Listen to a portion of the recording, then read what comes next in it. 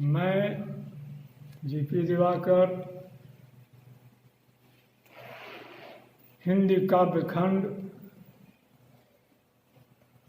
से बिहारी लाल के बारे में बतला रहा हूँ। सामान्य रूप से बिहारी श्रृंगारिक कवियों में माने जाते हैं। श्रृंगार रस के सर्वश्रेष्ठ कवियों में इनकी गिनती आती है। महान कवि बिहारी का जन्म मध्य प्रदेश स्थित ग्वालियर के पास बसवा गोविंदपुर गांव में सन 1505 में हुआ था। बूंदी, अजमेर, जैसलमेर, जयपुर इत्यादि राजाओं के दरबार में इन्होंने कविताएं लिखी, काव्य सृजन किया। राजाओं के दरबार में रहकर राज्य सल्तनत से भी ये जुड़े रहे। कवि द्वारा लिखित प्रसिद्ध काव्य ग्रंथ है बिहारी सतसई। बिहारी सतसई यानी बिहारी लाल द्वारा रचित 700 दोहों का संग्रह है इस पुस्तक में। इस पुस्तक से उद्धृत प्रस्तुत दोहे यहाँ पर हैं। पहला दोहा है, सोहत ओढ़े पीत पटु श्याम सलोने गात, मनो नीलमणि शैल पर आतप पर्यो प्रभात। अर्थात इस दोहे में श्री कृष्ण के सौंदर्य का निरूपण किया गया है। श्री कृष्ण अपने श्यामले शरीर पर जब पीतांबर धारण करते हैं तो ऐसा प्रतीत होता है मानो नीलमणि पर्वत पर, अर्थात नीलम के पर्वत पर प्रभातकालीन सूरज की आभा बिखर रही हो। प्रस्तुत दोहे में रूपक अलंकार का सुंदर समायोजन हुआ है। सोहत ओढ़े पीत पटु में, सोहत ओढ़े पीत पटु, पीत पटु में पीत पटु श्याम सलोने में अनुप्रास अलंकार है। पीत पटु श्याम सलोने में अनुप्रास अलंकार है। फिर मनो नीलमणि शैल पर आतप पर्यो प्रभात। मनो नीलमणि शैल में उत्प्रेक्षा अलंकार का सुंदर समायोजन हुआ है। आतप पर्यो प्रभात, आतप पर्यो प्रभात में रूपक अलंकार का सामंजस्य है। काव्य की भाषा विशुद्ध वर्ज भाषा है। माधुर्य गुण है। श्रृंगार रस का सुंदर चित्रण हुआ है। श्रृंगार रस अर्थात संयोग श्रृंगार का सुंदर चित्रण हुआ है। दोहा संख्या 2 में जेठ महीने की गर्मी की भयंकरता का चित्रण किया गया है। 12 महीनों में जेठ का महीना सबसे गर्म माना जाता है। उस जेठ महीने की गर्मी में आपस में शत्रु भाव रखने वाले, आपस में शत्रु कहलाने वाले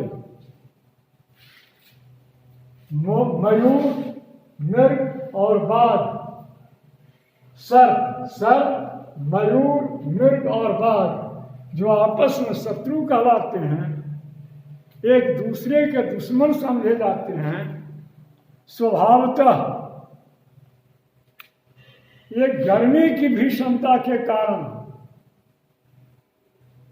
सघन वन की छाया में, सघन वृक्षों की छाया में एक स्थान पर बैठे हैं।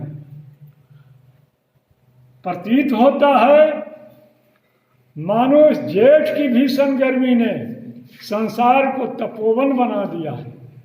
सभी तपस्या करने के लिए जुटे हुए हैं।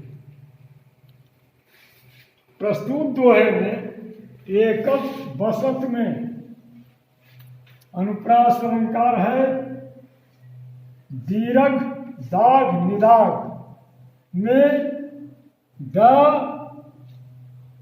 क्रमशः द वर्णों की आवृत्ति के कारण अनुप्रास है।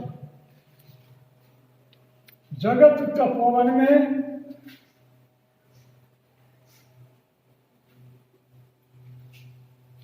रूपक अलंकार है। दोहे की भाषा ब्रज भाषा है। अलंकारिक और सुंदर अलंकार योजना के कारण दोहे में लालित्य आ गया है।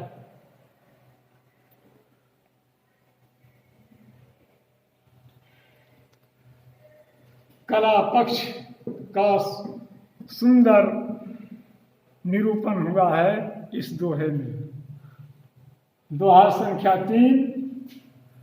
बतरस लालच लाल की मुरली धरी लुकाए, सौह करे भौहनी नसै दैन कहे लट जाए। श्री ब्रजभूमि की गोपियां श्री कृष्ण की बातों का आनंद लेने के लिए उनकी मुरली को छिपा देती हैं। श्री कृष्ण की बातों का आनंद लेने के लिए गोपियां मुरली छिपा देती हैं। श्री कृष्ण जब मुरली की मांग करते हैं तो वह देने से इनकार करती हैं, कसम खाती हैं। सौह करे भौहनी हंसें, कसम खाती हैं कि मैंने मुरली नहीं ली है। फिर भावों ही भावों में हंसती हैं, मुस्कुराती हैं और देने से इनकार करती हैं। मिलत खिलत लजियात, भरे भावन में करत हैं नैनन ही सो बात। जब घर भरा है, गुरुजन घर में मौजूद हैं, ऐसी स्थिति में नायक अपनी नायिका से मनोभावों को प्रकट करने में असमर्थ है। वह बोल नहीं सकता है अपने गुरुजनों के सामने, कुछ कह नहीं सकता है अपनी नायिका से। ऐसी स्थिति में परस्पर नायक और नायिका आंखों के इशारे से ही बात कर लेते हैं। बिहारी ने यह सिद्ध करने की कोशिश की है कि प्रेम का आदान प्रदान भरे परिवार के बीच किस प्रकार किया जा सकता है। उन्होंने बताया है कि पूरे भरे घर में पूरे परिवार के सामने बोलकर हंसकर तो कुछ कहा नहीं जा सकता, प्रेम का इजहार किया नहीं जा सकता, लेकिन आंखों ही आंखों के इशारे से सारे काम संपन्न कर लिए जाते हैं। खत्म हो गया। पाठ का शेष दोहा अब अगले क्लास में समझा जाएगा।